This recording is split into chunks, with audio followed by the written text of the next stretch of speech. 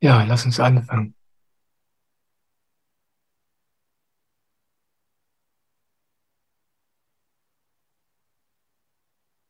Guten Abend. Ich freue mich auf diesen Live-Chat heute Abend.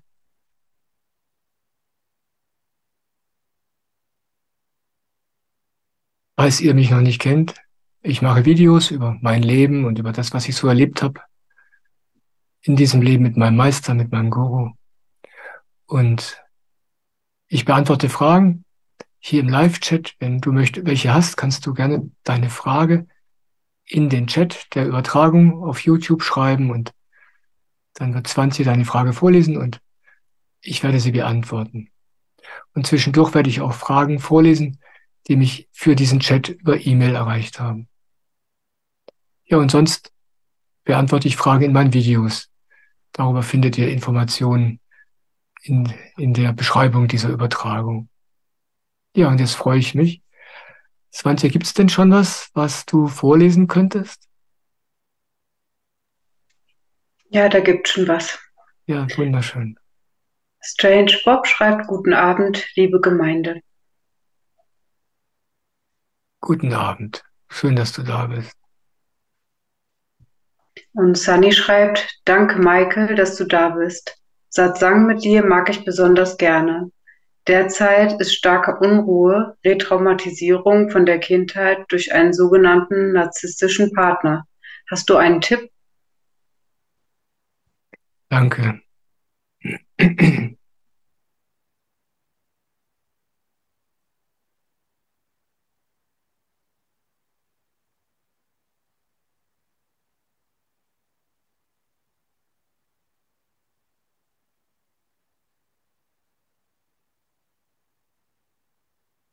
Was wir heute erleben, wenn du sagst, du hast einen narzisstischen Partner und dein Kindheitstrauma wird dadurch berührt und das ist eine gute Sache.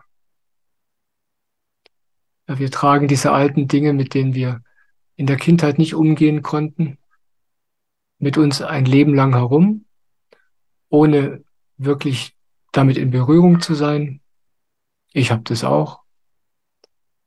Und irgendwann, wenn wir alt genug sind, wenn wir kräftig genug geworden sind in unserem Wesen, und das kann sehr lange dauern, dann passiert irgendwas in unserem heutigen Leben, wodurch das berührt wird und wieder an die Oberfläche kommen kann. Nur sind wir jetzt keine kleinen Kinder mehr, sondern größer und erwachsener und kräftiger und unabhängiger. Und jetzt können wir mit diesen uralten, aufgehobenen Gefühlen und Traumata besser umgehen. Sie sind natürlich immer noch sehr intensiv, aber jetzt ist eine gute Zeit dafür, wenn das hochkommt. Also der Partner, den du hast, der ist nicht zufällig in deinem Leben, sondern das ist schon genau der Richtige für diese Zeit, die jetzt gerade in deinem Leben ist.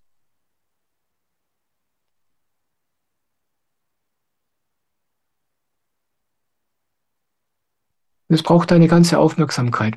Es hilft dir, wenn du die Schuld jetzt nicht bei deinem Partner suchst, sondern das, was in dir dadurch ausgelöst wird, willkommen heißt. Wie auch immer das für dich möglich ist. Das klingt jetzt vielleicht wie eine große Herausforderung, aber das wirklich willkommen heißen, was da jetzt hochkommt. Es ist gut, dass das jetzt kommt. Ich erinnere mich noch, als das bei mir soweit war, es ist jetzt, ich weiß nicht, 25 Jahre her, da kam mein Kindheitstrauma und hat angeklopft. Und das war natürlich heftig, aber da konnte ich damit umgehen. Als Kind natürlich nicht. Ja, und das hat alles seine Richtigkeit. Das läuft alles genau richtig. Unsere Seele hebt es so lange für uns auf, bis wir soweit sind. Und jetzt ist die Zeit dafür. Nimm dir Zeit dafür, nimm dir Raum dafür, in dir drin, sei geduldig, such dir Hilfe, wenn du sie brauchst. Aber wenn du diese Grundhaltung in dir finden kannst, okay, ja, jetzt sage ich ja für das, was in dir da kommt, das ist wirklich hilfreich. Ja.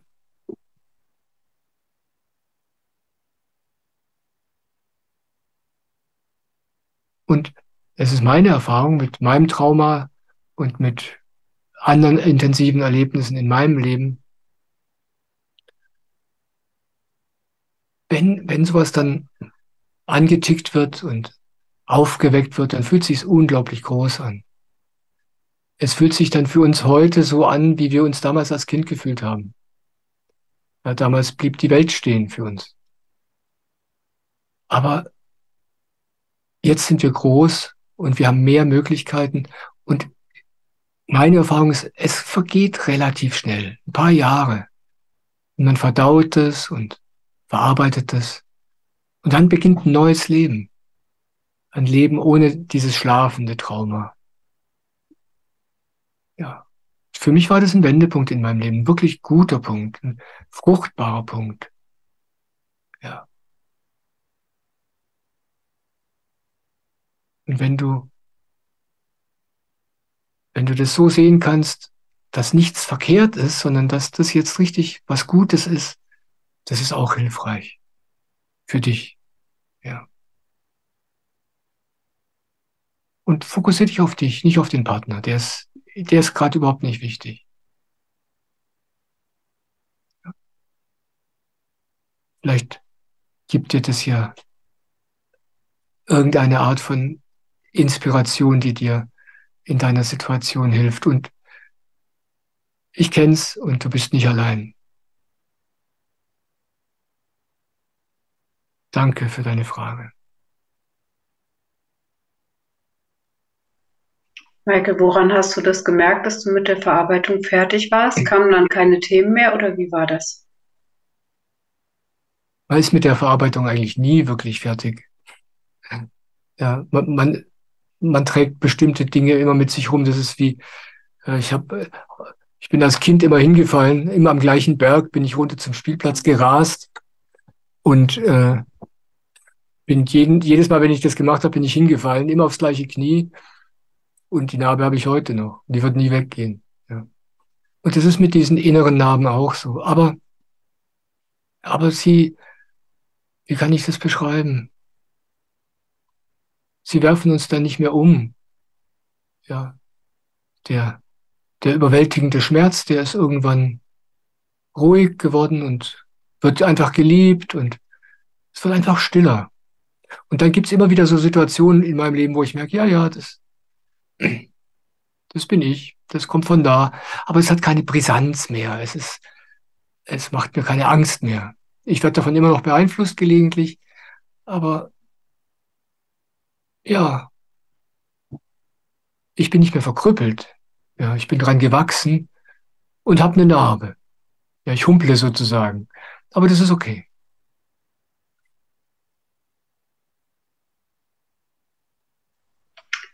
Die Johanna Kirchhoff schreibt, ich durfte dich über Stefan Hine finden. Ein wundervolles Geschenk. Herzensgrüße von Vancouver Island. Wow. Ich grüße nach Vancouver. Ja. Und ich danke Stefan Hine für die wunderbaren Menschen, die er mir geschickt hat. Ich freue mich total. Schön, dass du da bist. Und dann grüßt noch die Ariane May. Schön, dich hier zu sehen. Ich habe dich durch Stefan Hine entdecken dürfen. Hallo Ariadne. Ariadne.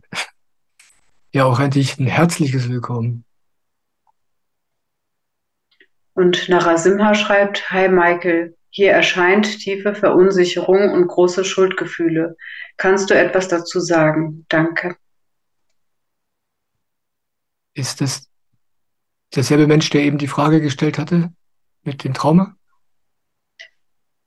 Jetzt fragt Narasimha eine andere Person. Ah, okay, danke. Ich will es nur nicht verwechseln.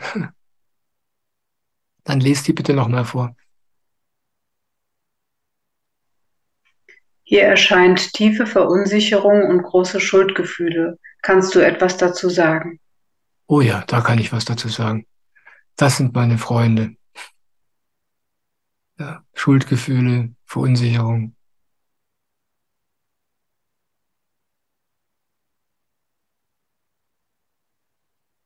Ich könnte jetzt viel darüber sagen, weil ich die Gefühle kenne. Ja, ich war immer ein total unsicherer Mensch. Als Kind, als Jugendlicher, als junger Erwachsener. Und ich bin immer noch oft unsicher, aber man merkt es mir nicht mehr an, weil, weil ich vor vielen Jahren damit Freundschaft geschlossen habe mit diesem Gefühl. Ja. Und für die Schuldgefühle gilt das Gleiche. Wir fühlen uns verantwortlich für das, wie es anderen Menschen geht und wir fühlen uns einfach schuldig. Ich kenne das sehr, sehr gut. Und was überhaupt nicht dabei hilft, ist, sich zu überlegen, wo das herkommt und was man anders machen kann. Dafür sind diese Gefühle nicht da. Diese Gefühle sind dafür da, dass man mit ihnen Freundschaft schließt. Da gibt es doch dieses schöne Gedicht von, ist es nicht von Rumi? Ja, der sagt, ja, man ist wie ein Gasthaus und das sind die Gefühle sind die Gäste, die kommen. Und man öffnet die Tür und lässt die Gäste rein, so lange wie sie bleiben möchten. Und macht es ihnen so gemütlich, wie man nur kann. Und dann ziehen sie weiter. Und wenn du dich unsicher fühlst, sag einfach Ja zu diesem Gefühl. Ja, unsere normale Reaktion ist, wir wollen es nicht haben. Ja, die Unsicherheit verunsichert uns. Ja, und wir wissen gar nicht, was wir tun sollen. Aber einfach dazu Ja sagen. Okay, komm her. Komm auf meinen Schoß. Ja, sich von diesem Gefühl berühren lassen. Das ändert alles. So haben mein spiritueller Meister, der hat mir das schon vor 20 Jahren geraten und der sagte dann, wenn man die Unsicherheit nicht mehr abweist und wegschickt in die Kälte raus, sondern einlädt und auf den Schoß nimmt und ihr Aufmerksamkeit schenkt und Liebe in sich drin, ja, dann fühlt sie sich nicht mehr unsicher. Und genau so ist es. Ja. Und mit dem Schuldgefühl ist es genau das Gleiche. Diese Gefühle werden ausgelöst, weil das etwas in uns ist, was wir bisher nicht haben wollten. Und dann passieren in unserem äußeren Leben Dinge, um diese Gefühle in uns hervorzurufen, bis wir Ja sagen. Und es ist meine Erfahrung, am Anfang denkt man, was, dazu soll ich Ja sagen? Das geht doch überhaupt nicht. Ja, das geht einfach nicht. Aber wir haben es nie probiert. Schließ die Augen. Kannst du jetzt machen. Ja, schließ die Augen und schau, wo du dieses Gefühl in dir fühlst. Ja, wo in deinem Körper das gerade sitzt. Und lass es da sein. Sag, ja, okay, brauchst keine Angst mehr haben, ich schicke dich jetzt nicht weg. Bleib einfach da. Da wirst du merken, wie sich dieses Gefühl sofort ein bisschen entspannt. Und dann kannst du es dem richtig Raum geben in dir, ganz still, ohne Geschichte, weißt du? Ohne drüber nachzudenken, was es ausgelöst hat und was es dir sagen will. Nee, einfach wie so ein Kind auf den Schoß nehmen. Diese Gefühle sind deine Kinder. Ja. Und in dem Maße, wie du dem deine liebevolle Aufmerksamkeit gibst und nicht drüber nachdenkst, in dem Maße verliert es diese Schärfe, dieses Gefühl. Und plötzlich merkt man, oh, ich brauche da ja gar keine Angst vor haben. Das ist nur ein Gefühl. Ein intensives Gefühl, ja, aber ein Gefühl, das man fühlen kann. Und das kann man sich richtig zur Übung machen. Damit, als ich das damals gelernt habe vor 20 Jahren, hat sich mein ganzes inneres Gefühlsleben verändert, weil ich dann nach relativ kurzer Zeit gemerkt habe, ich brauche vor meinen Gefühlen keine Angst haben. Ja. Und es ist fast so, als würden diese Gefühle dir was bringen. Probier's mal aus. Probier's mal ein paar Tage aus. Und schau mal, wie du dich dann fühlst, ob du verstehst, was ich meine. Man fühlt sich nach einer Weile richtig beschenkt, als würden diese Gefühle dir einen Teil von dir selbst zurückbringen. Und genau so ist es.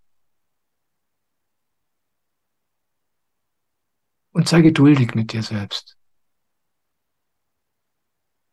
Ja, gerade wenn man das beginnt zu lernen, diese Gefühle nicht mehr als Problem zu sehen und als Feind, sondern als geliebter, willkommener Gast. Man muss es einfach eine Weile üben, aber dann geht's ganz leicht. Danke, dass du mich gefragt hast. Danke.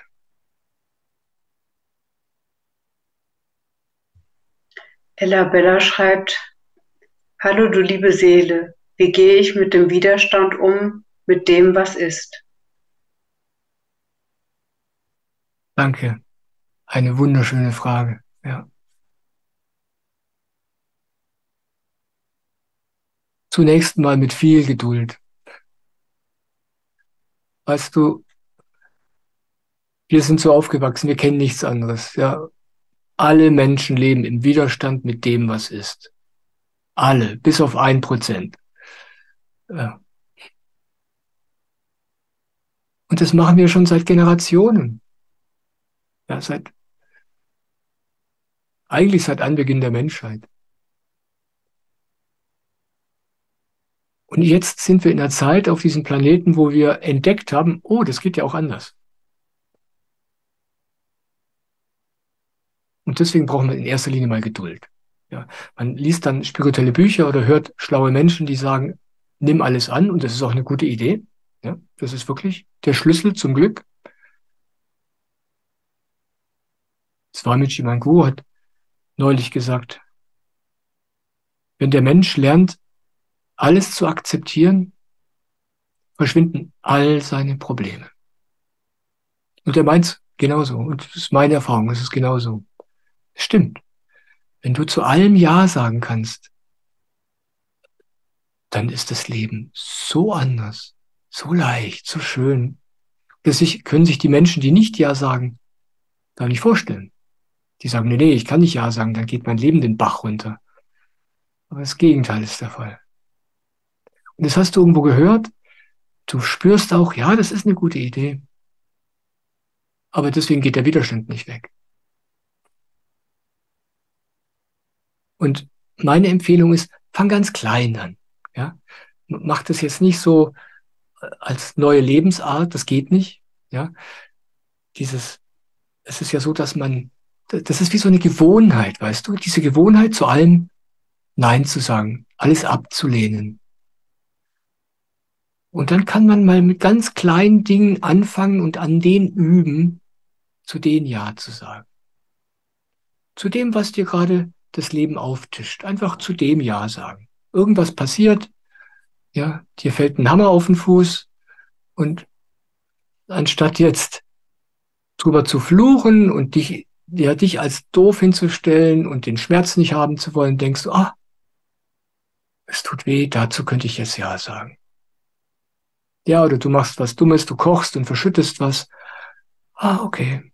Ich bin ein Schussel. Ja, ich bin ein Schussel. So kenne ich mich. Ja, mach ich schon mein Leben lang. Jetzt habe ich mich so lieb, so schusselig wie ich bin.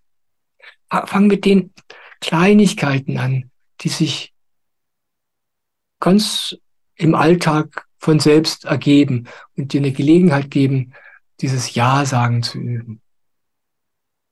Und in den ganzen anderen Bereichen, wo du nicht Ja sagen kannst, wo du im Widerstand bist, sei geduldig mit dir. Unendlich geduldig. Ja. Weißt du, allein die Tatsache, dass du siehst, wow, ich habe Widerstand. Wow. Und ich würde gerne Ja sagen können, aber ich kann nicht. Wenn du das sagen kannst, dann bist du schon fast am Ziel. Ja, das zu sehen, das ist, also da brauchst du dir keine großen Sorgen mehr machen. Jetzt einfach noch ein bisschen üben. Und wie gesagt, fang bei den kleinen Dingen an. Ja. Und das Leben gibt dir genug Gelegenheiten dazu, jeden Tag. Also mir jedenfalls, ja. Ich mache so viele dumme Sachen. Und ich sage manchmal in meinen Videos, ich bin wirklich hirnverbrannt und dumm. Und dann schreiben mir die Leute, ja, aber Michael, das stimmt doch gar nicht. Aber ihr habt ja keine Ahnung. Ja, ihr wisst ja selber, wie es ist. Du weißt selber, wie es ist. Man ist einfach unmöglich und macht eigentlich alles verkehrt. Zum Glück sieht's kein anderer. Ja, und du siehst deine eigenen Unmöglichkeiten und meine nicht. Aber ich sehe meine, ja.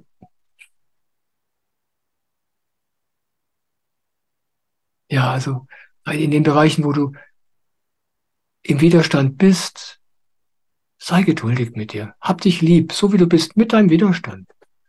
Ja. Sag Ja zum Widerstand. Ja. Wenn man jetzt noch anfängt, gegen den Widerstand zu leisten, das macht's nicht besser. Und ich verspreche dir, das reicht. Das reicht.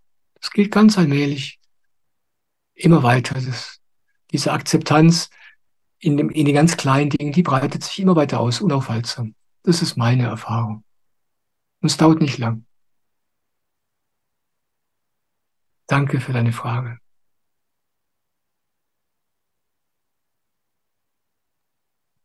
Ella Bella schreibt zu deiner jetzigen Antwort: Ja, das stimmt. Vielen lieben Dank. So, so gerne. Dorothea schreibt: Lieber Michael, durch was bist du so liebevoll annehmend geworden? Oder warst du schon immer Hingabe?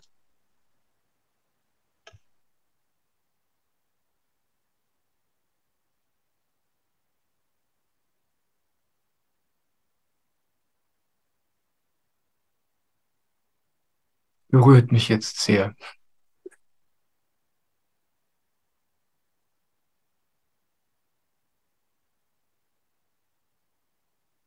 Spontan wollte ich antworten, das kam doch so. Der hat mich so liebevoll gemacht. Der hat mir beigebracht, meine Gefühle zu leben. Das, was ich vorhin empfohlen habe. Er hat es mir beigebracht. Schon von Anfang an. Und dadurch habe ich gelernt, mich zu leben. Mich anzunehmen, so wie ich bin. Ich habe ja gerade erzählt, ich bin genauso ein Schussel wie ihr alle, wie du. Ich habe gelernt, mich zu lieben. Und als ich gelernt hatte, mich zu lieben, ging das immer weiter. Und dann, wenn man mal einmal anfängt, sich selbst zu akzeptieren, so wie man ist, und man kennt ja die eigenen Schusseligkeiten und Fehler und Unzulänglichkeiten am allerbesten, dann wird es immer leichter, auch alle anderen zu lieben. Und wenn man wirklich sich selbst angenommen hat, wenn man das gelernt hat, dann die Welt zu lieben, das ist schon passiert. Ja. Das Schwierigste ist, sich selbst zu lieben. Und das hat er mir beigebracht. Mit unendlicher Geduld. Und ich bin so langsam. Ich habe so lange gebraucht. Aber es macht nichts. Ich hatte genug Zeit. Und als ich das dann irgendwann nach 15 oder 20 Jahren so ein bisschen gelernt hatte von ihm, da fiel mir dann auch auf, dass ich eigentlich mit dieser Sanftmut und mit dieser Akzeptanz schon geboren worden war in diesem Leben, dass ich die irgendwie mitgebracht habe. Wahrscheinlich von meinem letzten Leben. Ich bin jetzt nicht so ein spiritueller Mensch. Ich kann da nicht wirklich was drüber sagen, aber mittlerweile bin ich mir sicher, dass es so sein muss. Und er hat mir durch seine Weisheit, indem er mir beigebracht hat, mich selbst zu lieben, hat er mir geholfen, das, was ich mitgebracht habe, wieder zu entdecken. Ja. Und das ist alles nicht mein Verdienst. Ja. Es ist einfach nur, ich empfinde es als enormes Geschenk, als großen Segen in meinem Leben, dass ich das in diesem Leben so verkörpern kann. Ja, es ist unglaublich schön. Aber es ist nicht, weil ich so weise bin oder so cool. du hast die gleichen Qualitäten. Ja. Ich würde mal sagen, alle Menschen, die beginnen, sich für den Weg nach innen zu interessieren, alle Menschen, die ihre Traumata entdecken, alle Menschen, die merken, dass sie Widerstand haben, alle Menschen, die merken, dass sie Gefühle haben, die sie nicht wollen, die sind schon so sensibel, so viel sensibler als alle anderen Menschen ringsherum. Wir sind alle mit dieser Sanftmut und Sensibilität geboren worden. Ja, dieser ganze Pulk der Menschheit, der jetzt in diese Richtung unterwegs ist. Ich bin vielleicht 3 Schritte weiter als du und kann dich deswegen ermutigen. Ja, das ist gut. Ja, das ist eine ganz tolle Qualität. Ja. Es gab mal einen Weisen, der gesagt hat, man kann in anderen nur das sehen, was man selber in sich trägt. Ja, danke.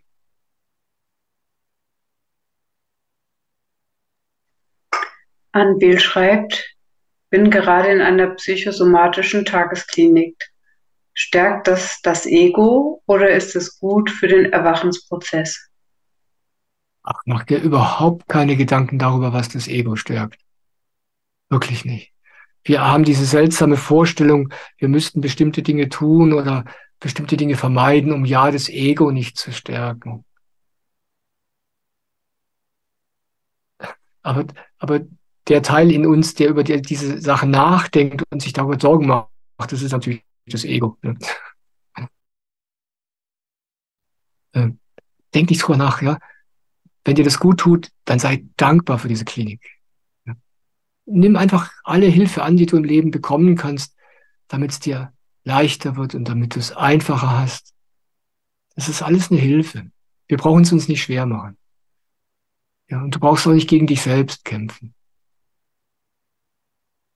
oder gegen dein Ego. Ja, mach's dir wirklich leicht.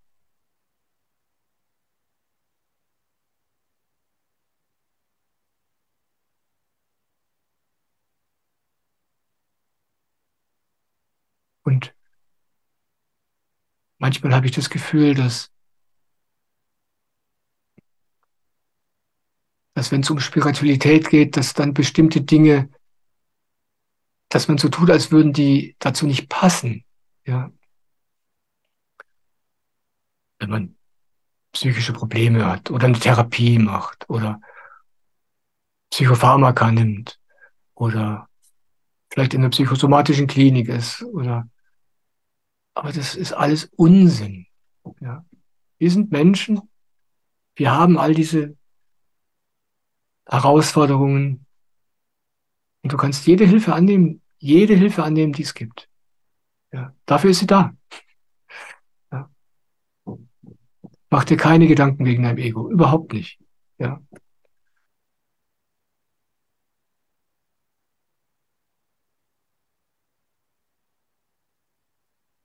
Es gibt da diese schöne Geschichte von dem Mann, da gibt es eine Überschwemmung im Land, eine große Überschwemmung. Das Wasser steigt immer mehr und immer mehr. Und irgendwann steht das Wasser bis zum Dach vom Haus und der Mann klettert aufs Dach und betet zu Gott, bitte rette mich, bitte rette mich. Ja, ich will nicht ertrinken. Ja, und nach einer Weile kommt ein Ruderboot vorbei mit einem Feuerwehrmann und sagt, komm Mann, ich nehme Sie mit. Sagt, nee, nee, fahren Sie weiter. Gott wird mich retten. Ja. Und dann steigt das Wasser immer noch weiter, noch weiter. Und dann kommt irgendwann ein Schiff vorbei von der Polizei und will den Mann mitnehmen und die sagt, nee, nee, schon gut, ich warte auf Gott, der wird mich retten. Und am Schluss steht das Wasser bis zum Giebel. Und dann kommt ein Hubschrauber und will den Mann mit einer Seilwinde hochziehen und er sagt, nee, fliegt weiter, ich warte auf Gott. Und dann ertrinkt er. Dann kommt er in den Himmel und beschwert sich als allererstes erstmal bei Gott und sagt, was war denn da los? Warum hast du mich nicht gerettet? Und Gott sagt zu ihm, also hör mal, ja. Erst schicke ich dir den Typen mit dem Ruderboot. Ja. Dann das Schiff. Und am Schluss habe ich den Helikopter geschickt. Und du hast jedes Mal Nein gesagt. Und ich erzähle das, weil wir so diese Vorstellung haben, es gäbe irgendwie so Hilfe, die spirituell ist, ja, und Hilfe, die nicht spirituell ist. Aber das ist Unsinn, sowas gibt's nicht.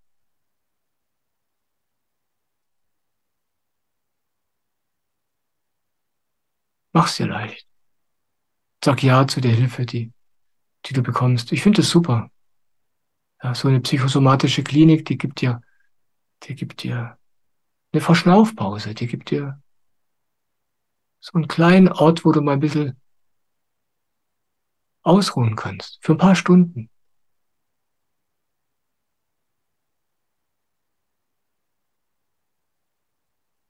Alles Gute. Und genieß die Zeit. Ja.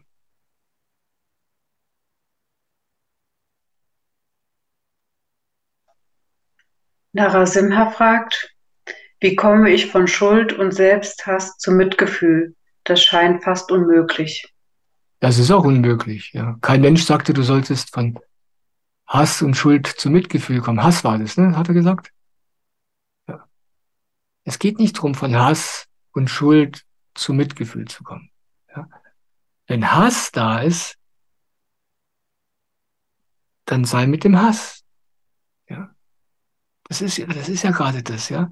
Das Liebhaben, was gerade da ist. Ja. Um bei den Worten von meinem Meister Soham zu bleiben, die ich vorhin erwähnt habe. Wenn der Hass nicht mehr gehasst wird, dann hört er ganz langsam auf zu hassen. Ich mag diese Bilder. Aber es ist wirklich so. Du merkst, du hast diesen Hass. Und du kannst nur staunen und du weißt noch nicht mal, wo er herkommt. Du weißt nur, du willst den nicht haben. Ja. Und das hasst der Hass. Ja. Es geht wirklich drum, wenn du gerade Hass empfindest und Schuld, denk nicht ans Mitgefühl. Ja. Das Mitgefühl kommt, indem du lernst, den Hass zu lieben. Deinen Hass. Ja. Dein Schuldgefühl zu lieben. Als wärst du wirklich schuldig. Ja. Die Leute versuchen immer rauszufinden, dass sie in Wirklichkeit gar keine Schuld haben und glauben, dann gehen die Schuldgefühle weg. Aber das stimmt nicht.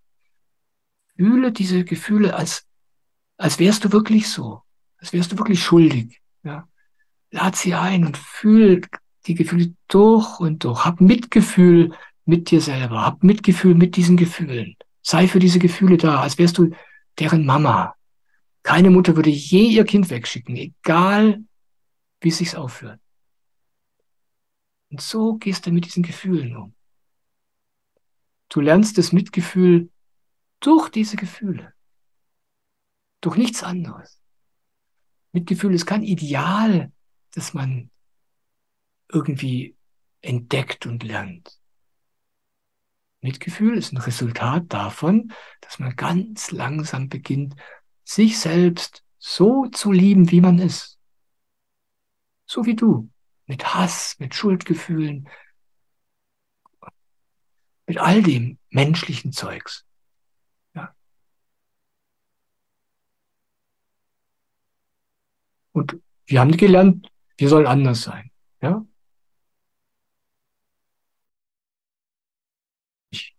Sei anders. Ja. Fühl dich nicht so, sag das nicht, sei nicht so. Und das machen wir heute immer noch mit uns selbst.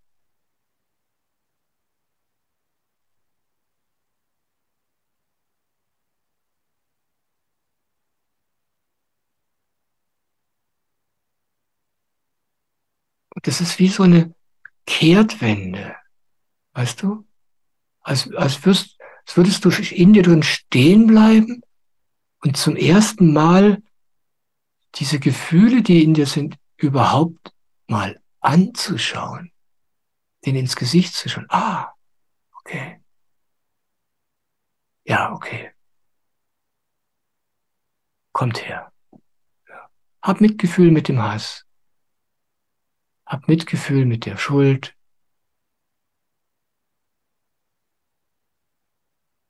Und sei geduldig. Ich weiß, das fühlt sich unmöglich an. Aber es stimmt nicht. Also wenn ich das lernen kann, dann kannst du es auch lernen. Wirklich. Und fall nicht in diese Falle, ein anderes Gefühl lieber haben zu wollen. Ist natürlich, also Mitgefühl zu haben, ist natürlich eine tolle Sache. Ja. Klingt total spirituell.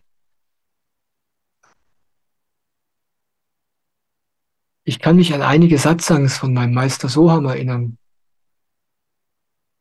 Das waren ganz besondere Satzangs, wo dieser Mensch, dieser Meister, so ein Mitgefühl ausgestrahlt hat und die Leute haben ihn darauf angesprochen. Was ist das, was wir an dir spüren? Und ich kenne ihn ja. Ich habe ja im Prinzip bei ihm gelebt. Und ich wusste, der hatte so einen Scheißtag. Der hatte es so schwer mit sich selbst und seinen Gefühlen. Und was er da gemacht hat, war das, was er allen anderen geraten hat. Ja sagen zu sich selbst, ja sagen zu seinen Gefühlen, ja sagen zu seinem Zustand, Mitgefühl haben mit sich selbst.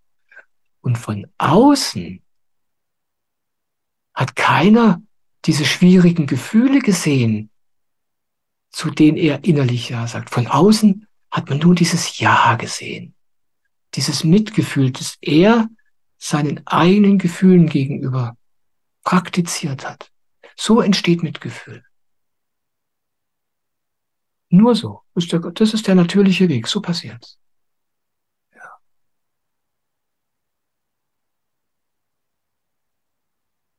Und so mache ich das auch. Das habe ich von ihm gelernt. Ja. Es vergeht keine Stunde, wo ich irgendeine Dummheit mache.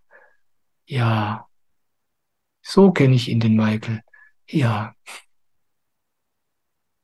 sich selbst lieben, Mitgefühl mit sich selbst haben. Und wenn du das auch nur ein bisschen lernst, dann wirst du ganz erstaunt feststellen, wow, dann liebe ich auch alle anderen. So rum funktioniert's. Danke für deine Frage. Die berührt mich total, weil ich das so gut aus eigener Erfahrung kenne.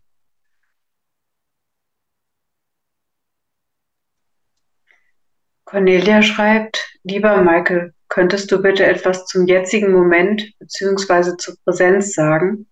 Ich verliere mich immer wieder in den Dingen des Alltags und kann nur so kurz im jetzigen Moment sein. Dankeschön. Danke, Cornelia. Ja, was du da beschreibst, ist die Erfahrung von jedem einzelnen Menschen und auch von mir. Ja,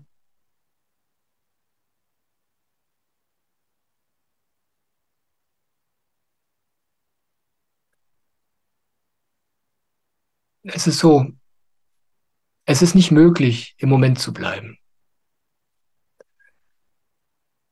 Wenn du im Moment bist, ist da keiner, der aufpassen kann, dass du nicht wieder aus dem Moment rausfällst, sozusagen. Also man kann nicht in den Moment kommen und dann da bleiben. Man kann in den Moment kommen. In dem Moment, wo dir auffällt, dass du mal wieder woanders bist. Und das kennst du bestimmt, ne? Du, du hast dieses Gefühl, ich bin ganz hier und es fühlt sich wunderbar an. Natürlich denkst du, hier bleibe ich jetzt für immer. Und das nächste, was dir auffällt, ist, dass du seit 10 Minuten in Gedanken bist. Da denkst du, ups, wie konnte mir denn das passieren? Ich bin ja schon wieder total in Gedanken verloren. Und dann einfach sich keine Vorwürfe machen.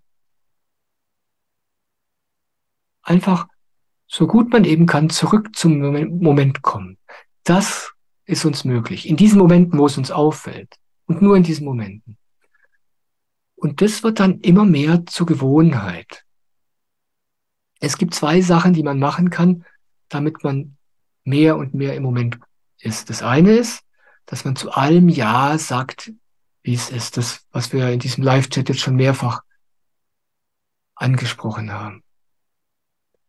Ja? Je mehr ich es geübt habe, mit allem, was hier ist, im Moment, damit einverstanden zu sein, desto weniger ist die Neigung, den Moment zu entkommen, weil mir das, was da ist, weil mir das nicht passt. Und das Zweite, was wir üben können, ist, immer wenn es uns auffällt, dass wir nicht mehr im Moment sind, dorthin zurückzukehren. Das können wir machen. Und je wertfreier wir das machen, ja, desto besser können wir das lernen. Ja, also du merkst, ups, jetzt war ich aber überhaupt nicht mehr im Moment. Ich habe mich vollkommen verloren. Und jetzt kannst du dich erstmal richtig fertig machen, ja. Warum bin ich so doof? Ja, ich soll es doch schon können. Ich übe das jetzt schon seit 5 Jahren. Aber das ist natürlich alles nicht hilfreich. Das ist nicht im Moment sein. Ja, das ist noch tiefer wegrutschen. Nee, sobald dir es auffällt, als wäre es die natürlichste Sache der Welt, und das ist sie auch, einfach zurückkehren. Ah, ich könnte ja zurückkommen. So still, so leise, ohne Bewertung, ohne Vorwürfe, so einfach wie möglich wieder zurückkehren. Und es immer wieder, 100-mal, 1000-mal, Millionenmal, immer wieder.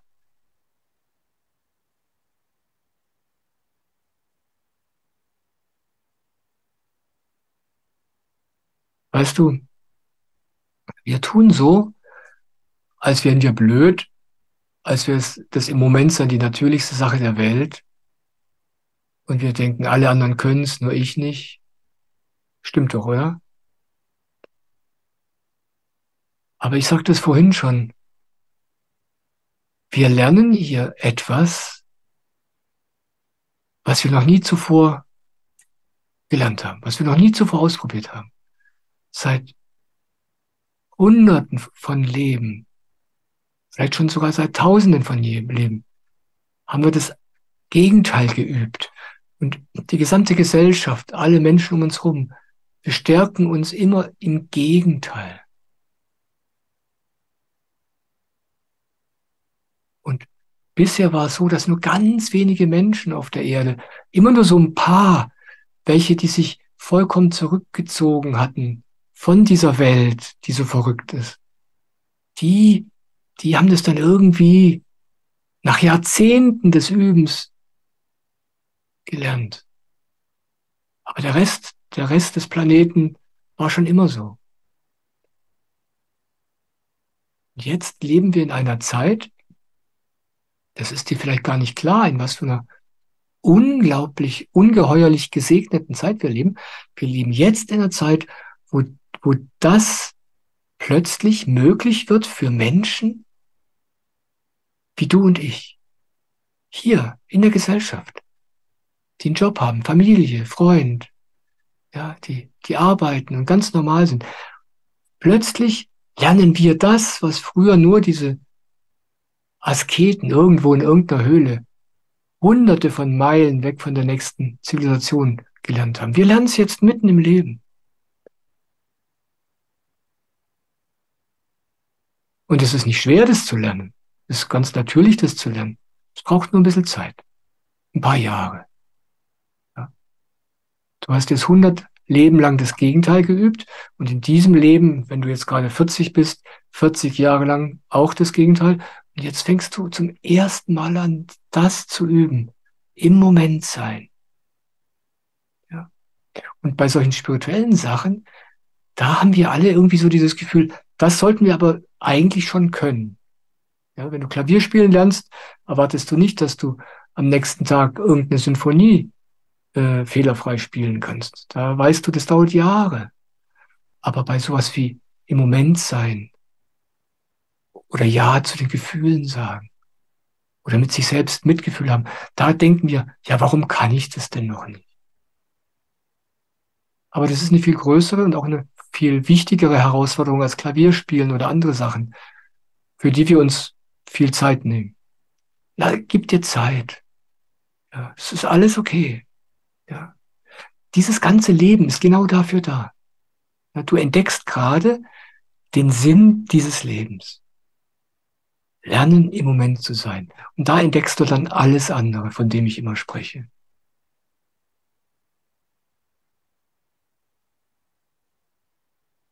Ich habe eigentlich jetzt gerade nur so viel darüber gesprochen, um dir irgendwie das Gefühl zu geben. Es ist vollkommen okay, da wo du bist. Ja. Üb einfach. Üb einfach weiter. Als hättest du alle Zeit der Welt genau dafür.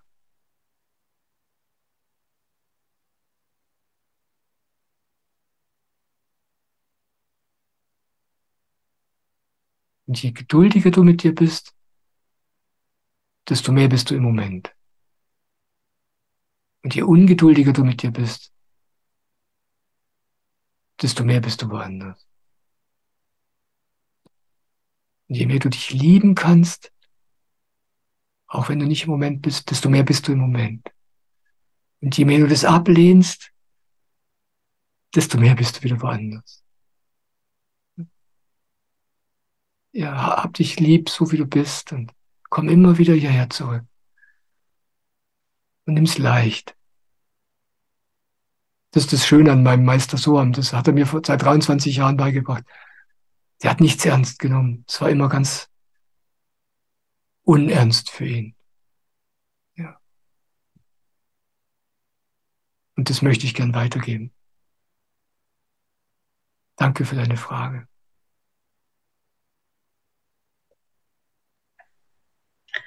Dorothea schreibt, es ist doch deine Liebe, die ich fühle.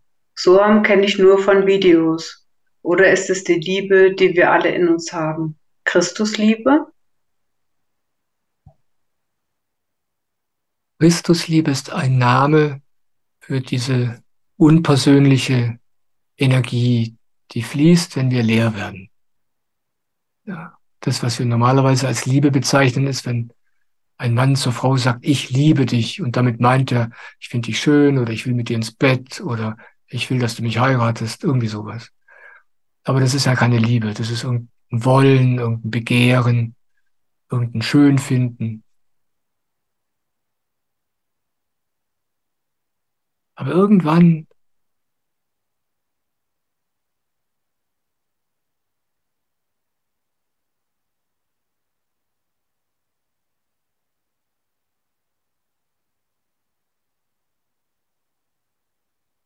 wenn man anfängt, nicht mehr da draußen zu suchen, sondern sich nach innen zu wenden, damit beginnt sich selbst zu lieben und Ja zu sagen, erst zu den Gefühlen, dann zu sich selbst und dann automatisch zum ganzen Rest.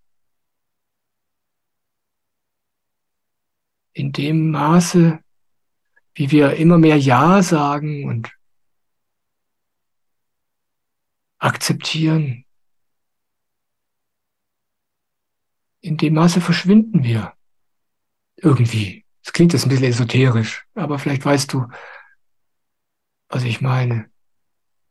Dann beginnt da eine Liebe zu fließen, die nichts mit Wollen zu tun hat, nichts mit Begehren zu tun hat, nichts mit dir als Person zu tun. Du weißt gar nicht, wo sie herkommt. Und die auch irgendwie gar nichts mit dem anderen Menschen zu tun hat. Das ist eher wie so, als würde man ein Bad nehmen in etwas.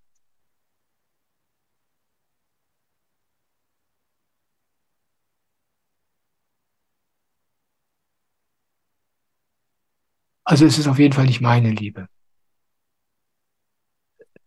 Und ich weiß das, weil ich das, du hast gerade gesagt, das ist doch deine Liebe. Das kann nicht sein, weil ich die gleiche Liebe spüre und genieße und in ihr bade. Jetzt gerade. Ja, das ist nicht meine.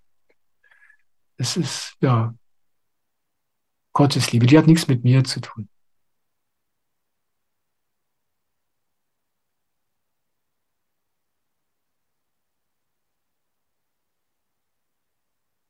Aber wir sind Menschen und wir empfinden das so. Ja, der Schüler, der verehrt seinen Guru, weil für ihn der die Quelle der Liebe ist. Unvorstellbar. Ja, der erlebt da eine Liebe und eine Akzeptanz und Gott, und der Guru weiß genau, oder der Meister, der weiß genau, das hat mit mir nichts zu tun, aber für den Schüler ist es so. Ja, und das ist, weil wir einfach Menschen sind. Und für uns ist es am einfachsten, das mit durch einen anderen Menschen zu erleben. Ja. Und dann sitzt man, ja, ich saß bei meinem Meister und habe in seiner Liebe gebadet. Ja. Irgendwann wusste ich, dass es nicht ist, dass das nicht seine Liebe ist, und trotzdem hat es sich immer noch für mich so angefühlt. Das ist einfach eine ganz menschliche Angelegenheit. Da braucht man sich nicht zu viele esoterische Gedanken drum machen. Und irgendwann wird es dann die eigene Erfahrung. Irgendwann fließt diese Liebe dann auch in einem selbst immer mehr, weil man sich selbst immer mehr abhanden kommt. Und dann ist es eh klar, ja, das ist nicht meine Liebe. Die, ich weiß nicht, wo sie herkommt, aber mit mir hat sie nichts zu tun. Aber ich gebe sie gerne weiter.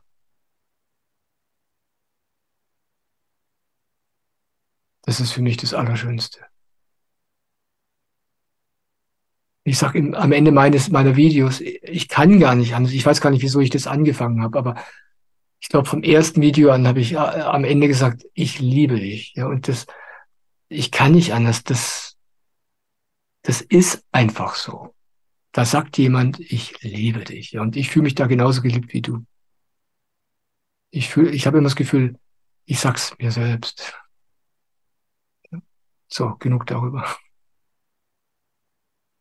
Danke.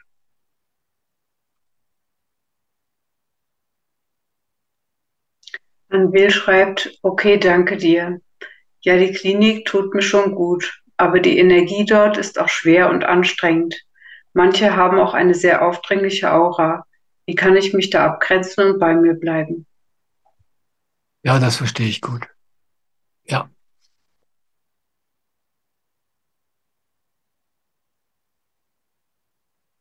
es ist wirklich eine Kunst, unter anderen Menschen zu sein und deren Energie sich von der nicht beschweren zu lassen.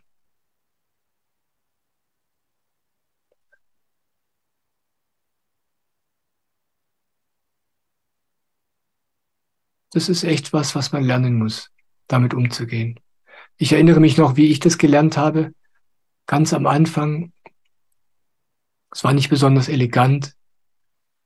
Ja, man beginnt, sich selbst zu spüren und besser wahrzunehmen, was man braucht. Und dann wird einem erstmal ganz schmerzlich bewusst, was da von den anderen Menschen zu einem rüberschwappt. Und dann, man will das natürlich nicht haben. Und mein Rat ist, tu alles, was du tun musst, damit du dich gut um dich kümmern kannst. Und das ist manchmal am Anfang sehr holprig. Ja, am Anfang ist es eigentlich unvermeidlich, dass man bei anderen Menschen dann auch aneckt, die vielleicht auch ein bisschen verunsichert oder brüskiert. Aber man kann es am Anfang nicht anders. Ja. Ich erinnere mich noch, wie ich gelernt habe, Nein zu sagen. Ja. Das war für mich eine Revolution. Ja. Ich konnte es nicht elegant machen. Ich konnte nicht darauf achten, dass ich die Dinge so ausdrücke, dass ich den anderen jetzt nicht unnötig auf den Füßen rumtrample. Ich war einfach nur total froh, dass ich überhaupt Nein sagen konnte oder dass ich überhaupt mich von manchen Dingen irgendwie fernhalten konnte, die ich nicht haben wollte. Und dann nach ein paar Jahren lernt man das und dann geht das alles ganz elegant und die anderen Menschen merken gar nicht, dass man sich um sich selbst kümmert. Die merken das gar nicht mehr. Aber am Anfang ist es ein bisschen unbeholfen. Ich verstehe das schon.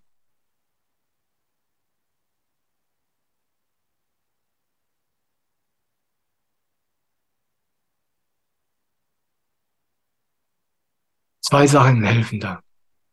Das eine ist, möglichst nicht unnötig reden. Ja, die anderen ziehen einen ja oft in Gespräche und dann ist es nicht immer ganz leicht, sich da auch wieder rauszuziehen. Aber wir haben so die Angewohnheit, unnötige Dinge zu sagen und unnötige Gespräche zu beginnen. Und die hören dann nicht mehr auf. Ja, die anderen freuen sich so sehr, wenn sie dich mal im Gespräch haben. Sei so still wie möglich. Und dann kannst du ein paar Tricks anwenden. Ja, wenn dir irgendwas zu viel wird, sagst, ja, tut mir leid, ich muss jetzt mal auf Toilette gehen. dann bist du weg. Oder du sagst, ich habe heute Kopfschmerzen, dann gehst du in dein Zimmer und bist allein. Ja. Also da kann man ganz kreativ werden.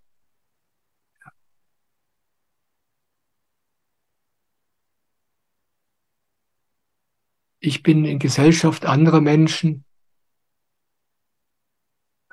Ich bin auch sehr empfindlich.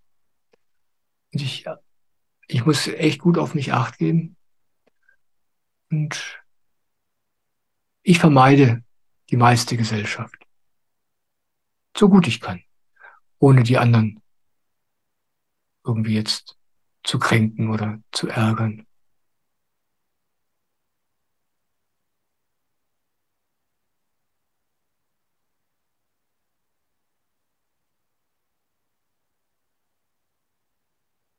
Ja, versuch allein zu sein. Vielleicht gibt es da ja einen Ort, wo man beten kann. Auch wenn du kein Christ bist, weißt du, auch wenn du jetzt mit christlichen Gebeten nichts zu tun hast, aber einfach ein Ort, wo es erlaubt ist, allein zu sein. Solche Orte sind toll. Toilette, Gebetsraum, das eigene Zimmer. Ja, ja, ich empfehle dir, das ein bisschen spielerisch anzugehen, wie so eine Knobelaufgabe. Ja, okay, wie komme ich jetzt aus diesem Schlamassel raus? Wie diese klebrigen Leute, die mich nicht gehen lassen wollen. Ja, vielleicht hilft dir das.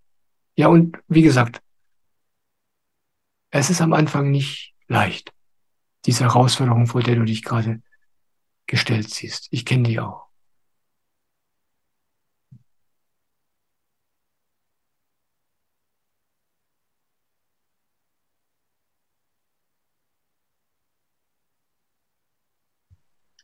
Ella Bella fragt, kann jeder erwachen? Wenn ja, wie können wir es schaffen?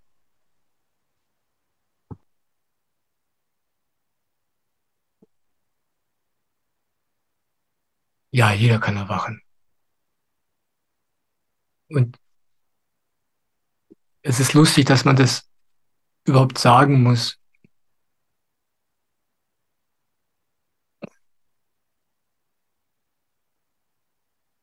Wir haben, das kommt von unserem christlichen Erbe.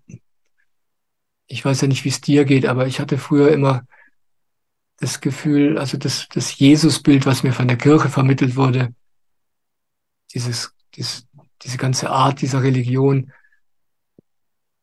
Ich hatte immer das Gefühl, da wird Jesus als ein Mensch dargestellt, der eigentlich gar kein Mensch ist, der irgendwas verkörpert, was mit dieser Welt überhaupt nichts zu tun hat und was für mich nicht erreichbar ist. Also allein die Frage, ob das für mich erreichbar wäre oder nicht, die tauchte gar nicht auf. Die, das war völlig außerhalb jeglicher Diskussion. Darum ging es gar nicht. Und das ist das Problem. Jesus hat eigentlich immer nur gesagt, schaut mich an. Er hat immer wieder gesagt, so wie ich bin, so könnt ihr auch sein. Das hat er jeden Tag gesagt. Seine Art, das zu sagen, war, ich bin der Menschensohn und ich bin Gottes Sohn. Er hat gesagt, ich bin Mensch wie du. Das meint er mit Menschensohn. Und ich bin Gottes Sohn. Ich bin erwacht. Ich bin angekommen. Ich lebe im Himmel. Ja.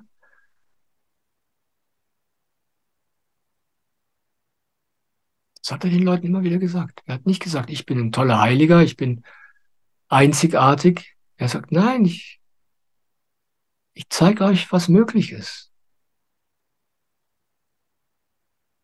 Also natürlich kann jeder erwachen. Das ist ja, warum wir leben. Weißt du? Das ist der Sinn dieses Lebens. Ja, du hast dich entschlossen, auch diesmal wieder geboren zu werden, damit du endlich entdeckst, wer du wirklich bist. Ja, dass du diesen Weg nach innen findest, deine Seele näherst und dann allmählich zu dem wirst, was du schon bist, aber was eben erkennst. Ja. Manchmal habe ich so diese Fantasie, es ist, als wären wir ein Teil Gottes, der sich absichtlich ganz vergesslich stellt, um es sich selbst dann zu ermöglichen, sich selbst zu entdecken, sich selbst wieder zu erinnern, wer er eigentlich ist, weil er sich selbst ja sonst gar nicht erleben kann.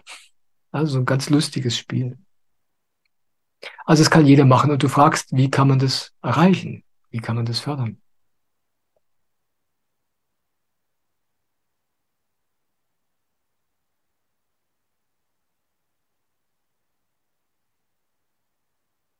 Und es ist so,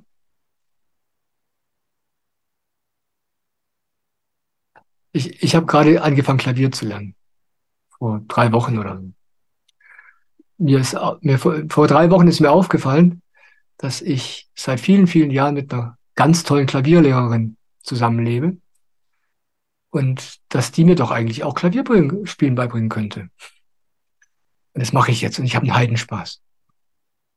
Aber was ich gerade übe, ist, ich spiele keine Liedchen, ich mache so Fingerübungen. Und ich bin ein Fanatiker. Ich möchte die Sachen immer von Grund auf richtig machen. Ja, wenn ich eine Website programmiere, dann halte ich mich ganz lange an den Dingen auf, die man gar nicht sehen kann, weil ich weiß, wenn die richtig sind, dann geht der ganze Rest von selbst. Und es ist beim Klavierspielen auch so. Man, man macht da so Fingerübungen wochenlang, ja. Und vielleicht denkt man ja, ich will Lieder spielen, ich will eine Symphonie lernen. Und die Klavierlehrerin, die weiß, worauf es ankommt. Und die lässt einen dann diese Übungen machen. Die schenkt dir ihre Geduld und die richtigen Übungen. Und so ist es mit dem Erwachen auch. Ja, wir wollen erwachen und dann machen wir uns Gedanken über das Ego und wie das alles funktioniert und so. Das kannst du alles vergessen. Das brauchst du alles nicht wissen. Ich sage in meinen Videos immer sehr gern, du brauchst überhaupt keine Gedanken über all das machen. Es passiert alles von selbst. Ja, das ist ein ganz natürlicher Prozess in diesem Leben. Ja, du machst dir als Kind keine Gedanken darüber, wie du in die Pubertät kommst. Ja, du brauchst dir nicht den Kopf drüber zu brechen, was du jetzt machen musst, damit die losgeht. Und du brauchst dir auch keine Gedanken darüber machen, wie du aus der Pubertät wieder rauskommst und erwachsen wirst. Naja, das sind alles natürliche Entwicklungen. Und dass du irgendwann in deinem Leben an den Punkt kommst, wo du denkst, da gibt's noch was anderes. Das will ich entdecken. Ich will erwachen. Da ist was. Auch das ist natürlich.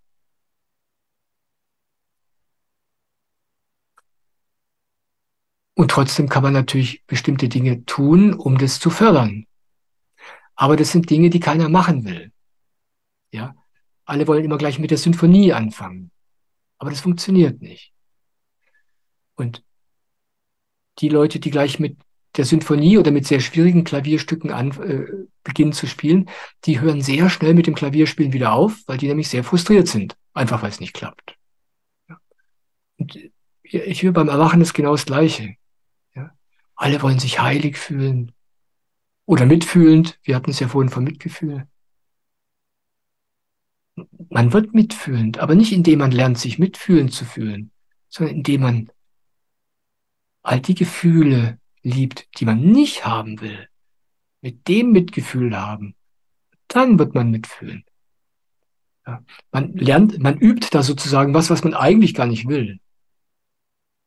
Aber das, was man wirklich will, das entsteht daraus. Und so ist es auch mit dem Erwachen. Ja. Ich rede in meinen Videos, ich weiß nicht, ob du das schon gehört hast, ich rede über die Samapan-Meditation. Das ist eine ganz, ganz einfache, wunderschöne Meditation.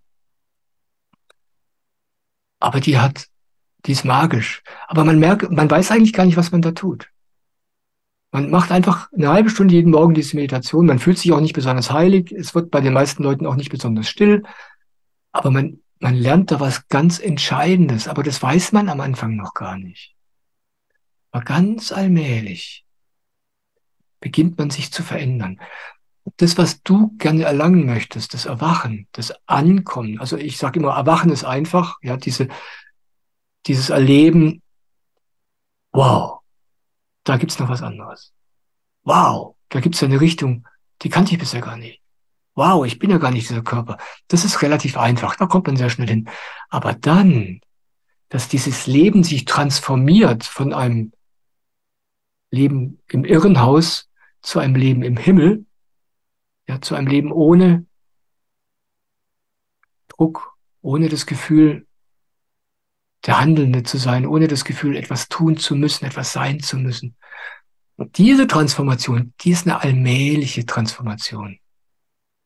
Und die kann man unterstützen. Und das für mich ist die beste Unterstützung, die ich gefunden habe, diese Samarpan-Meditation, von der ich so oft spreche. Es ist so, ich habe ja erzählt, ich bin seit 23 Jahren bei meinem Meister Soham. Der hat mir alles beigebracht, was er mir beibringen konnte. Ich habe gelernt, mich selbst zu lieben. Ich habe gelernt, mitfühlend zu sein mit mir selbst und mit allen anderen. Ich kann sagen, ich habe akzeptieren gelernt. Ich wollte nichts mehr im Leben. Ich war einfach zufrieden. Ich war glücklich. Und das hat 17 Jahre gedauert, bis ich an den Punkt gekommen war. Und ich dachte, ich habe alles gelernt und ich bin glücklich. Und ich war wirklich zufriedener und stiller und glücklicher als alle Menschen, die ich kannte, außer meinem Meister Soham. Und dann habe ich die Samarpan-Meditation kennengelernt. Und da habe ich erst gemerkt, wow, da gibt es ja noch einen ganz anderen Level.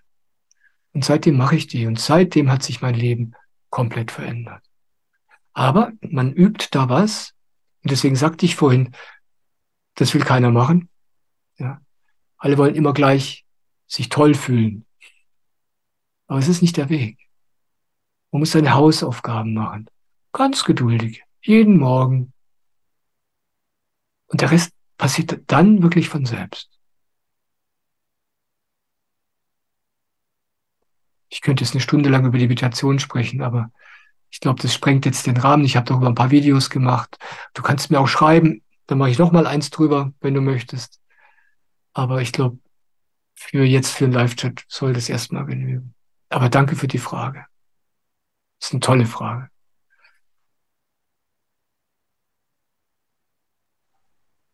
Anwil schreibt, super, danke für die Tipps. Sehr, sehr gerne. Ich danke dir für deine Frage. Und Hugo Snake fragt, ist Meditation ein Weg zur Erleuchtung?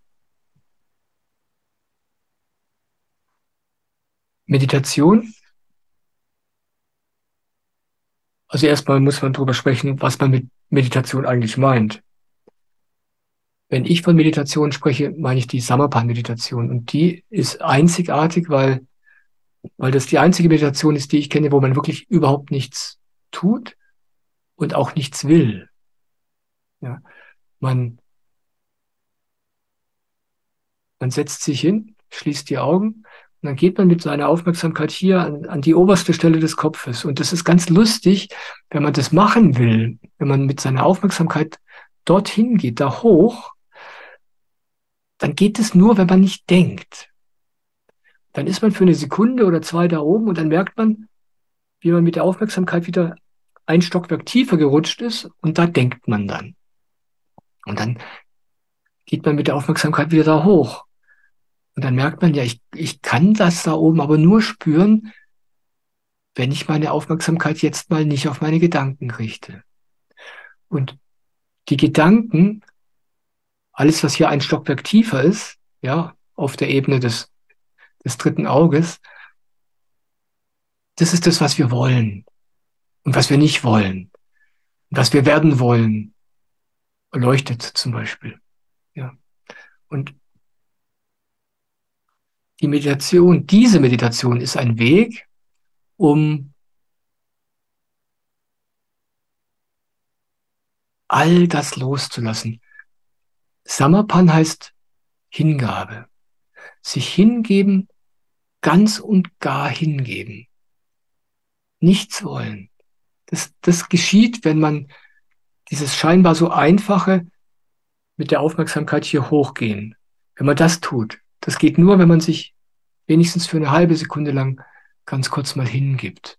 Und alles, was man will und denkt und möchte und nicht möchte, wenn man das alles loslässt. Und dann lässt man auch den Wunsch nach Erleuchtung los und nach all diesen Vorstellungen, wie das Leben sein könnte. Alles. Und dadurch lernt man ganz allmählich die eigene wahre Natur kennen. Das, was man Erleuchtung nennt. Ja, dann erkennt man, wow, ich hab ja mit all diesen Dingen, die da ein Stockwerk tiefer sind, in Wirklichkeit überhaupt nichts zu tun. All das, was mir immer so wichtig ist, meine Meinungen, meine Wünsche, meine Träume, meine Ziele, meine Gefühle, wie ich mich fühle. Und dann lernt man langsam etwas kennen, worüber man eigentlich gar nicht sprechen kann. Das muss jeder selber entdecken. Merkt, das ist die Richtung, wo ich mich selbst entdecke. Und dann macht man sich da auf den Weg. Und dabei hilft die Meditation. Ja, das ist der Weg. Swamiji, mein Guru, sagt, es gibt zwei Möglichkeiten, Befreiung zu erlangen. Und Befreiung ist, wenn man überhaupt nicht mehr identifiziert ist mit diesem Körper und dieser Welt. Er sagt, das eine ist, dem Leben entsagen, aus der Gesellschaft gehen, allein sein, weit weg von allen anderen Menschen, die denken. Das ist der eine Weg. Das dauert dann ein paar Jahrzehnte und dann findet man das, wenn man in der Natur ist. Aber das ist ein sehr unpraktischer Weg, den nur ganz, ganz wenige Leute gehen. Ich wäre den Weg nie gegangen. Ja, das ist in diesem Leben nicht mein Weg. Und er sagt, der zweite Weg ist meditieren. Das ist der Weg für die Menschen, die lieber in der Gesellschaft bleiben. Ja, die nicht alles aufgeben und in eine Höhle ziehen. Und der Weg ist die Meditation. Und ich nehme da das Wort Erleuchtung nicht so gern in den Mund, weil das eigentlich nur Menschen sagen, die das noch nicht selbst erlebt haben. Es ist nicht so, dass es da ein Event gibt und wenn man den erlebt hat, dann ist man ein anderer Mensch. Das ist eine allmähliche, graduelle Entwicklung, ein Prozess. Genau wie der Prozess, wenn man sich verändert vom Kind zum Jugendlichen, vom Jugendlichen zum Erwachsenen und so weiter.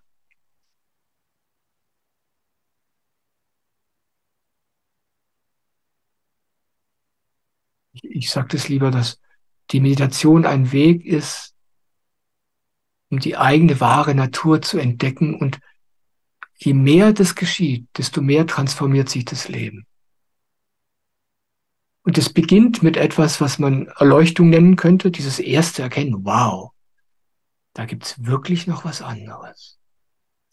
Aber es hat kein Ende. Es wird immer noch wundersamer und noch neuer und noch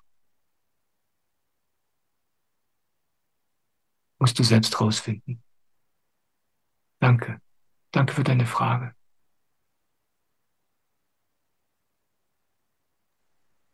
Christopher schreibt, liebster Michael, ich habe bisher die Samapan-Meditation praktiziert, wie du sie empfiehlst. Gestern habe ich zum ersten Mal an der Gruppenmeditation auf Zoom teilgenommen. Es war toll. Danke dir sehr. Danke, Christopher. Ja, ich spreche da nicht so oft drüber, wie ich es vielleicht tun sollte, aber zu dieser Sauerpan-Meditation gehört, dass man morgens als allererstes am Morgen eine halbe Stunde meditiert. Es gibt auch Menschen, die es nicht morgens machen, die es während des Tages machen. Egal, Hauptsache du meditierst. Aber ich finde es morgens am allerschönsten. Man meditiert also jeden Tag eine halbe Stunde für sich allein.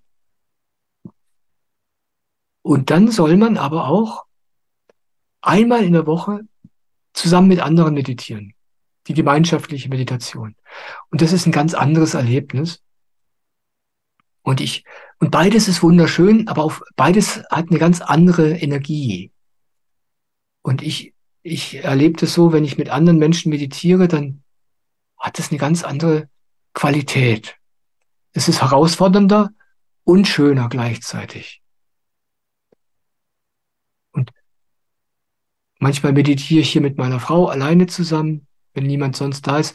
Neulich war eine weitere Person da und einfach ein Mensch mehr. Und schon ist die Meditation tiefer und größer. Das ist fantastisch. Und je mehr Menschen da mitmeditieren, desto leichter wird es für den Einzelnen. So diese gemeinsame Meditation einmal in der Woche ist eine unendliche Unterstützung für einen selbst. Ja. Deswegen freue ich mich, dass du das berichtest, dass du das jetzt zum ersten Mal erlebt hast. Das finde ich ganz toll. Danke, Christopher.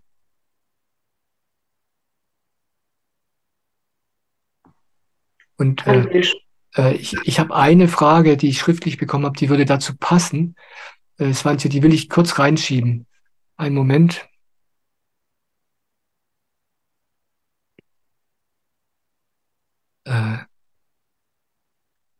Die Frage ist folgende. Ich habe immer ein schlechtes Gewissen, wenn ich wieder nicht zur Meditationsgruppe gefahren bin. Ich war ein paar Mal da und ich finde es schön und die Leute sind klasse, aber ich habe einfach keine Motivation oder Anziehung. Soham hat ja öfter betont, wenn da keine Anziehung ist, dann ist es nicht das Richtige. Aber Swamiji legt uns ans Herz, einmal die Woche in der Gruppe zu meditieren. Aber ich will es zurzeit einfach nicht. Ich habe schon daran gedacht, ganz mit der Samarpan-Meditation aufzuhören, weil das ja dazugehört. Ich will es ganz oder gar nicht machen.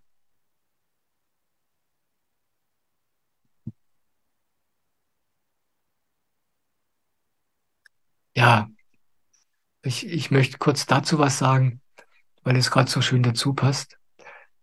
Zusammen in der Gruppe zu meditieren ist unglaublich hilfreich. Für alle Beteiligten. Aber nur, wenn man das will. Ja, sich zu etwas zu zwingen, weil es angeblich gut ist, obwohl man es nicht will, das ist nicht hilfreich.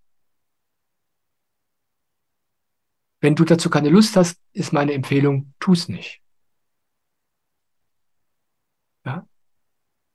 Du weißt, es wäre gut, aber du willst gerade nicht. Okay, dann lass es bleiben. Das ist deine Entscheidung. Du bist frei, weißt du? Das Letzte, was hilfreich ist, etwas zu tun, weil man weiß, dass es gut ist, gegen den eigenen Willen. Das funktioniert. Selbst wenn du weißt, dass es dein Ego ist. Es funktioniert trotzdem nicht. Und in Wirklichkeit ist das ein Trick des Verstandes. Ja? Der sagt nämlich, der will dich eigentlich vom Meditieren abhalten. Ja? Und das macht er so, er sagt, okay, Meditieren ist eine tolle Sache und wir machen es jetzt richtig. Wir müssen es richtig gut machen. Nur um dann hinterher zu sagen, ja, aber so geht es nicht. Ja? Das will ich nicht. Das ist zu viel, das ist zu kompliziert. Ich will nicht in die Gruppe gehen. Der Verstand nimmt etwas ganz Einfaches, einfach nur meditieren, und macht es dann kompliziert. Und findet irgendwelche Gründe, warum man es dann am besten ganz sein lässt. Und das wäre echt schade. Ja. Und der Swamiji, der die Meditation bringt, der sagt deswegen aus gutem Grund immer wieder das eine. Er sagt, egal wie, meditiere einfach. Es ist völlig egal wie. Egal wie, wo, wann. Du brauchst es nicht gut machen, du brauchst es nicht richtig machen. Hauptsache, du meditierst. Neulich hat ihn jemand gefragt zur Meditation, wie man das am besten macht. Ja, und da sagte er genau das. Er sagte, diese Fragen stellen sich euch nur, weil ihr in Wirklichkeit nicht meditieren wollt. Und das ist genau das, was die Fragestellerin eben schreibt. Ja? Unser Kopf sucht irgendwelche fadenscheinigen Gründe, warum es zwecklos ist zu meditieren, weil wir es ja nicht richtig hinkriegen. Ja? Aber da gibt's kein richtig. Meditiere irgendwie, so wie es für dich halt gerade möglich ist. Das reicht. Und wenn du dir diese Freiheit gibst, wenn du dir diese Erlaubnis gibst, so zu sein, wie du bist, dann kommt die Lust und die Freude an den Dingen, die wirklich gut für dich sind. Die kommt dann von selbst. Also zwing dich zu nichts. Und meditiere, wenn du kannst. Das ist meine Empfehlung. So, Svante, jetzt bist du wieder dran.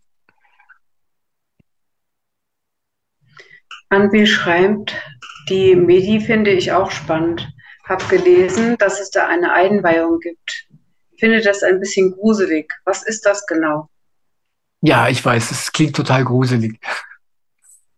Äh, aber es gibt gute Nachrichten. Bald kann ich die Einweihung auch machen. Ja, ich fand es immer doof, dass ich zwar ganz begeistert über die Samarpan-Meditation erzähle und dann den Leuten sagen muss, ja, aber dann sollst du ja noch an so einer Einweihung teilnehmen. Und ich wusste, das passt den Leuten nicht. Und ich verstehe es auch. Ja. Aber bald kann ich das auch selber machen, in ein paar Wochen, und dann werde ich das tun. Ja, dann kann ich auch eine Online-Veranstaltung machen, wenn ihr euch für die Samarpan-Meditation interessiert, dann kann ich so ganz offiziell euch das richtig schön nochmal erklären. Da freue ich mich schon total drauf. Ja.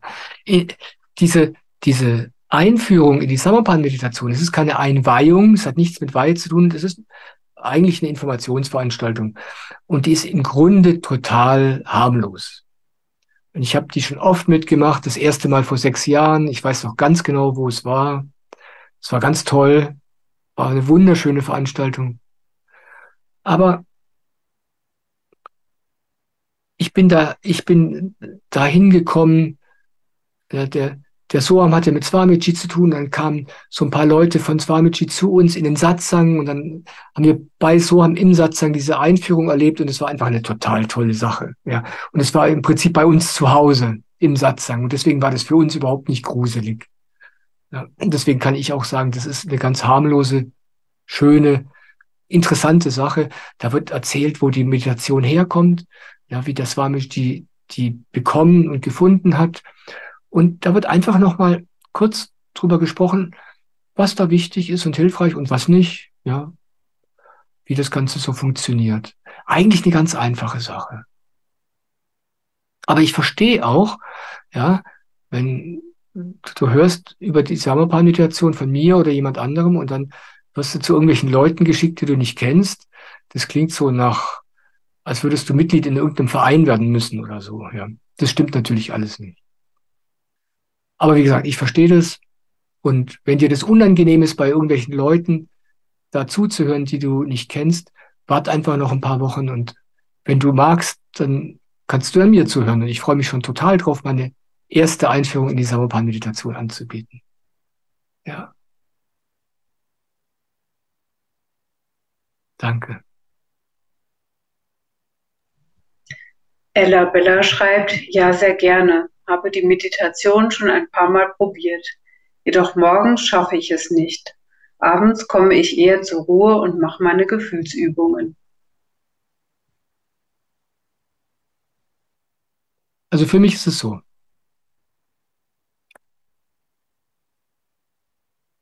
Ich gehe das Ganze immer sehr pragmatisch an. Ja, ich bin Ingenieur und ich schraube dann immer an meinem Tagesablauf so rum, dass ich das alles so hinkriege, wie ich das für richtig halte. Und ich kriege es morgens nur dann hin, wenn ich morgens genug Zeit habe. Und ich habe morgens nur dann mehr Zeit für die Meditation, wenn ich abends früher ins Bett gehe. Und das ist das Geheimnis. Ja? Das Geheimnis ist, abends früher ins Bett zu gehen, wenn man morgens meditieren will. Und da ich nicht fernsehe und keine Filme gucke und all die Sachen nicht mache, ja, das tut mir sehr gut. Deswegen kann ich relativ früh ins Bett gehen. Ja, sobald die Kinder im Bett sind, bin ich auch im Bett. Ja, manchmal schlafe ich sogar als Erster. Und dann wache ich einfach. Das ist jeden Morgen ein bisschen anders. Ich wache zwischen 4:30 und 5:30 auf, jeden Morgen. Und dann meditiere ich. Und es ist so, ich kann dir empfehlen, das mal auszuprobieren, damit du den Unterschied spürst. Es ist wirklich so, wie Swamiji sagt, es ist völlig egal, wann du meditierst, Hauptsache du meditierst. Aber wenn du merkst, dass du die Meditation magst, dann kannst du auch ein bisschen damit rumspielen. Das ist nämlich wirklich interessant. Für mich ist es mittlerweile so, dass ich liebe es so früh wie möglich zu meditieren, weil mit jeder halben Stunde, die ich früher meditiere, merke ich, wie die Meditation noch tiefer und noch schöner wird. Also es ist nicht so, dass ich dann da in schönen Gefühlen bade. Ich merke nur, sie ist wirksamer. Sie bringt mich mehr dorthin, wo ich hingehöre. Ja. Und es liegt daran, dass die Welt noch schläft. Du weißt es vielleicht nicht, aber du spürst es vielleicht ein bisschen, wie du von deiner Umgebung beeinflusst wirst. Ja, von den Nachbarn, von den Gedanken der Menschen. Das spürt man, wenn man meditiert. Ja. Und wenn die Welt noch schläft, dann ist es unendlich viel leichter zu meditieren. Um 6 Uhr etwa wacht die Welt auf. Ich lebe hier draußen in einem winzigen Dorf. Ich lebe hier am Dorfrand. Hier ist nicht viel los. Hier ist überhaupt nichts los. Und trotzdem merke ich das hier. Ja? Wenn ich um 6 Uhr aufwache, dann meditiere ich so von 10 nach 6 bis Viertel vor 7. Ich liebe die Meditation, egal wie sie ist. Aber es ist eine andere Meditation. Wenn ich auch nur eine halbe Stunde früher aufwache, ist es schon eine andere Nummer. Und manchmal habe ich so Nächte, wo ich sehr lange schlafe und dann sehr spät meditiere. Aber dafür wache ich dann oft eine Nacht später viel früher auf, weil ich nämlich die Nacht davor so viel geschlafen habe. Und dann wache ich manchmal um 4 auf. Ja, das ist mir vor ein paar Tagen mal wieder passiert. Und dann um 4 zu meditieren, also das ist der Hammer. Das ist so schön. Und falls du mal Lust hast, damit zu spielen, vielleicht hast du ja auch mal eine Woche Urlaub und hast ein bisschen mehr Zeit und kannst das ausprobieren, dann erlebst du das mal selber. Ich will ja nur den Mund wässrig machen, weil das echt ein Unterschied ist. Aber das Wichtigste ist, dass man meditiert. Egal wann. Egal wann. Abends ist auch okay. Danke. Michael, eine Wortmeldung gibt es auch im Chat. Ja, gerne. Die Sandra schreibt, wie schaue ich durch die Verhaltensweisen eines Narzissten hindurch und erkenne sein wahres Wesen, ohne dass ich sein liebloses Verhalten persönlich nehme? Was habe ich daraus zu lernen?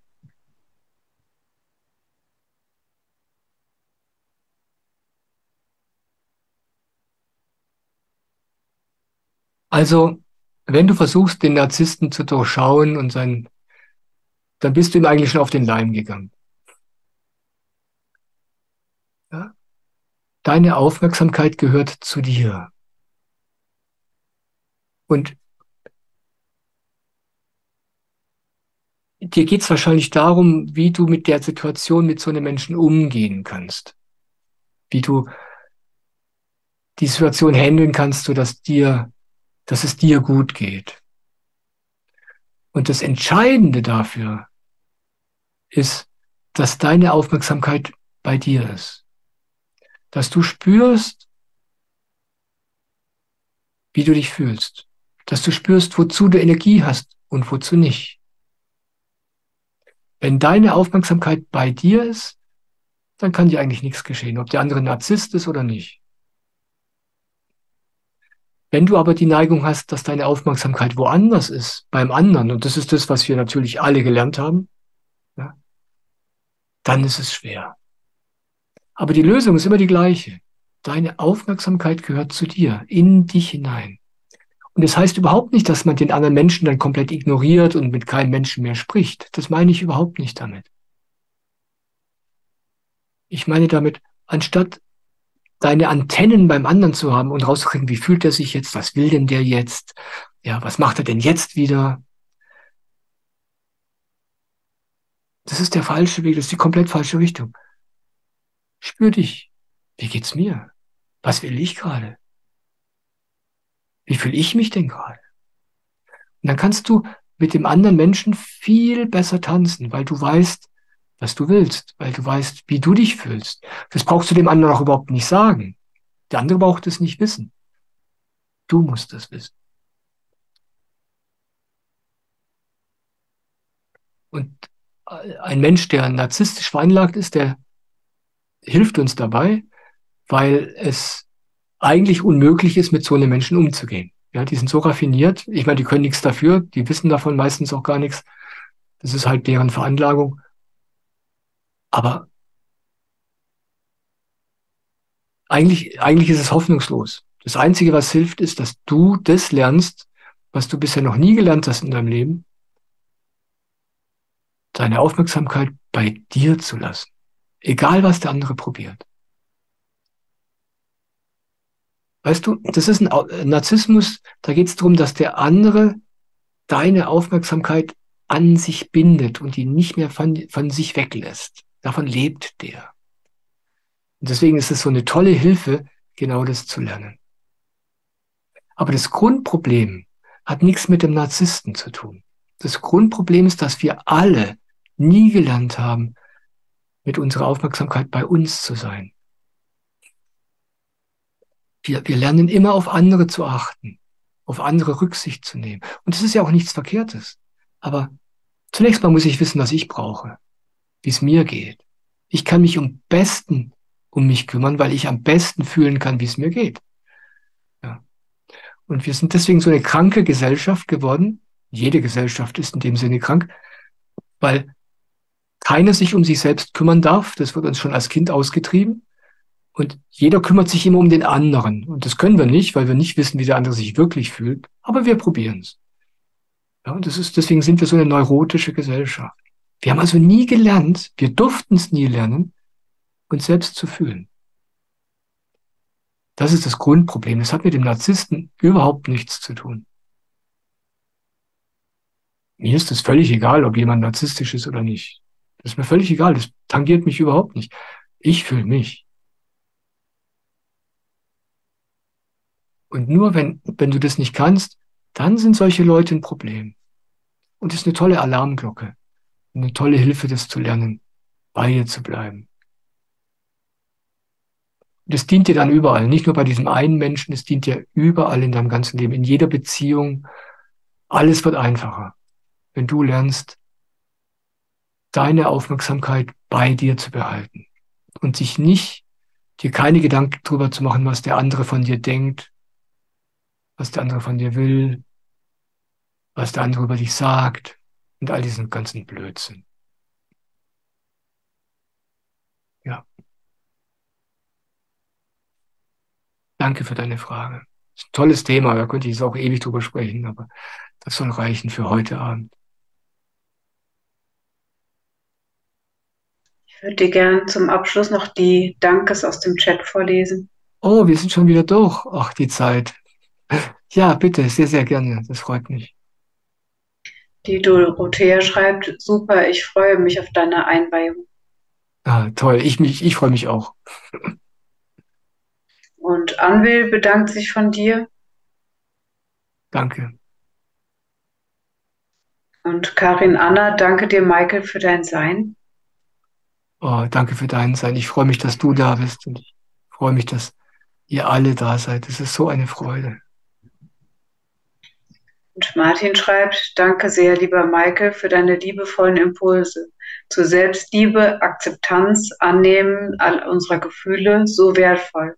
Merke, wie mich selber damit stresse in bestimmter Weise. Ja, das tun wir. Wir stressen uns wirklich selbst. Und wenn wir damit aufhören, dann ändert sich alles. Und von Kiran, Ellabella und Sunny und Naht auch ein Danke. Ah, sehr gern. Und von mir auch. Ah, danke, Svantje. Ich danke dir für dein Vorlesen. Vielen Dank für deine Hilfe. Danke, dass du dabei warst. Diese Live-Chats sind für mich so eine Freude. Bis bald. Alles Gute. Ich liebe dich.